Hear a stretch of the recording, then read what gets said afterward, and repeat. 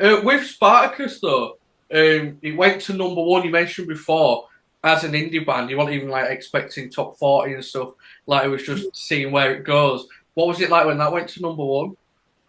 That was just surreal, you know. I mean, again, we were still on our own independent label. Then we'd done all this ourselves from a starting point of not knowing what to do.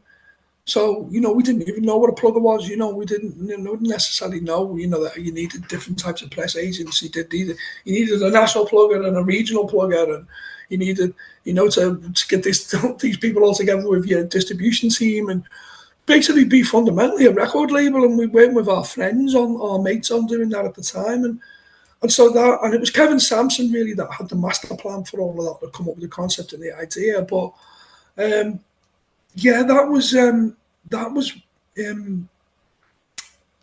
getting the number one was just something again that we couldn't you couldn't begin to imagine at the time. We'd sold a lot of records to do that, especially in March. I think it was March or April of that year where we kind of got that, and you had to sell a lot of physical product. You're talking hundreds of thousands in 1 week, to get that number one.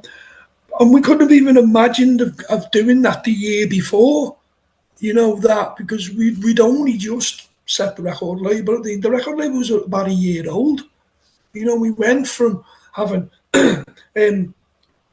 Stepping Stone as a minor hit to Groovy Train being a hit to putting it all together now out, challenging Madonna and Cliff Richard for the Christmas number one that year, to then having a number one album, and so it was a whirlwind for us. It was completely from coming from a standing start of nothing to number one album in the space of 12 months.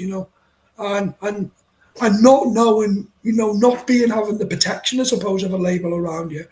Management who were as crazy as us, and not knowing really how to deal with that can be quite challenging, really. And it was very challenging for us all, really, to that transformation of no one knowing who you are to everyone knowing who you are.